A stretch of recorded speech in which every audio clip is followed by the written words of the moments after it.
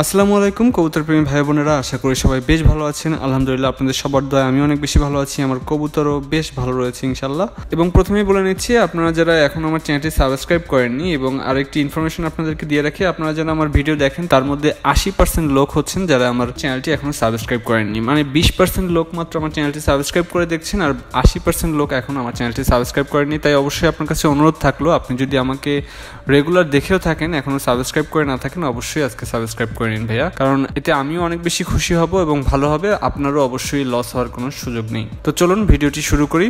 বন্ধুরা, আমরা যারা কবুতর ভালোবাসি, আমরা যারা কবুতর পুষি, মূলত আমাদের অনেক অনেক বিষয় স্যাক্রিফাইস করতে হয়। এই যেমন ধরুন, সময় পেলেই কয়েকদিনের জন্য কোথাও বেড়াতে যাওয়া, বা যখন তখন বন্ধুদের সাথে বা কারোর সাথে আড্ডায় সময় ব্যয় করা, বা এই ধরনের আরও অসংখ্য বিষয়ে আমাদের ছাড় দিতে হয়। তার মূল কারণ হচ্ছে কবুতরের যাতে যত্নে তেমন কোনো ঘাটতি না হয়। আর যেহেতু আমরা ওদের জন্য আলাদা একটি জায়গা ও সময় বাজেট করে রাখি, তাই কবুতরের পাশাপাশি আমার মনে হচ্ছে যে বাজরিগার পাখিটাও পালন করা যেতে পারে। আমি কবুতর পালার আগে বাজরিগার পাখি পালন করতাম, এবং তখন আমার বাসাটা একটু ছোট হওয়ার কারণে বেডরুমেই ওদেরকে রাখতে হতো। তো সে কারণে ওদেরকে বেশি দিন আমার নিজের কাছে রাখতে পারিনি, বা কাউকে দিয়ে দিতে হয়েছিল। কারণ হচ্ছে ওরা সন্ধ্যার দিকে এবং খুব ভোরবেলায় এত বেশি ডাকাডাকি করে, যেটা কিনা বেডরুমের জন্য একদমই আরামদায়ক না। আর তাই আপনি যদি বেডরুমে পালন করতে চান এই বাজরিগার, তাহলে আমি বলবো যে আপনি আরেকবার ভাবুন। এই বাজরিগার পাখিটি অনেক বেশি প্রাণচাঞ্চল্যে ভরপুর একটি প্রাণী। তাদের মধ্যে জাতের ও রঙের এত বেশি বৈচিত্র্য রয়েছে যে আমার ধারণা অন্য কোনো প্রাণীতে এত বেশি বৈচিত্র্য নেই তাদের জাতের এবং কালারের মধ্যে।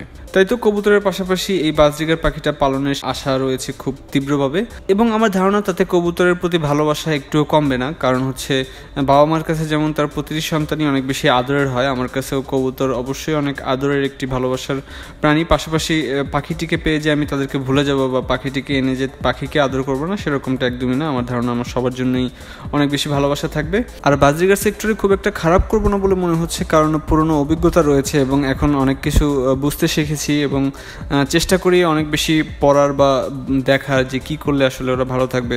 তো বন্ধুরা, বাজারে ওঠা অনেকগুলো বাজরিগার পাখির ভিডিও আপনারা দেখেছেন অলরেডি, আরও দেখতে থাকুন। আর কেমন পাখি কেনা উচিত বা কিভাবে ভালো পাখি চিনবেন বা ওদের দরদাম সম্পর্কে একটি ভালো আইডিয়া এক ভাইয়ের মাধ্যমে আমরা নিই। ভাই, আপনার নাম কি? মোহাম্মদ ইব্রাহিম। ভাই, বাজারের পরিবেশ কেমন? মিরপুরে হাট খুব ভালো ইনশাল্লাহ। তো এখানে কোনো টাকা পয়সা লাগে না, ওপেন বাজার, কোনো টাকা পয়সা করতে না, কোনো কাজ নেই, তাই সবাই মন খুঁজিতে এখানে বাজার করতে পারে। ভাই, কি কি ধরনের বাজরিগার আছে আপনার কাছে? আমার কাছে বর্তমানে ইংলিশ আছে, ক্লাসিক আছে, তারপরে ভালো নিউট্রিশন, এখানে ভালো পাখি আছে, স্ট্রেঞ্জার আছে, অপার লাইন আছে, FDB আছে। আপনার হাতে যেটা আছে ওগুলোর দাম কেমন, প্রাইস কেমন? এগুলো 1400-1500 টাকা জোড়া পেয়ার। আর এখানে আছে 1000 টাকা পেয়ার, এগুলো লোকাল। ক্লাসিক আছে, এগুলো লোকাল, এগুলো 1000 টাকা করে প্রাইস পড়ে। অ্যাডাল 1000 টাকা জোড়া বিক্রি করতেছি। আচ্ছা, এটি হলো আমার কোকাটেলের বেবি, 10 বেবি। কোকাটেলের 10 বেবি, অনেকে ট্রেন করে পালতে সব করে। আচ্ছা আচ্ছা, 10 বেবি। আর ট্রেন করার জন্য এগুলোর দাম কেমন পড়বে এখন? 1400-1500 টাকা পিস। 1400-1500 টাকা পিস বিক্রি করতেছি। তো এখানে ইংলিশ কিছু বাজিকার আছে, যেটা হাই নিউট্রিশনে মোটামুটি সুন্দর বাজিকারগুলো। এই যে এক পেয়ার আছে ক্লাসিক ইংলিশ, আরেকটা স্পেঞ্জেলের আছে, আরেক পেয়ার, এটা ইংলিশ। এটার দাম পড়ে কেমন? ফিক্স 10,000 টাকা পেয়ার। পেয়ার 10? পেয়ার 10। আর এখানে একটা জিনিস সুন্দর, একটা জিনিস সুন্দর আছে, কোকাটেল ট্যাম। এই যে মানুষ বলে ট্যাম করা, এটা কথা বলে, খুব সুন্দর ট্যাম। এটা মিটু বলে, কথা শিখছে।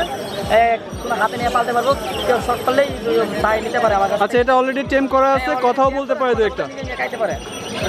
এখানে এটার প্রাইস কেমন পড়বে ভাই? এটা একদম ফিক্স 3000 টাকা। 3? হ্যাঁ, 3000 টাকা পড়বে, এটা ফিক্স একদম।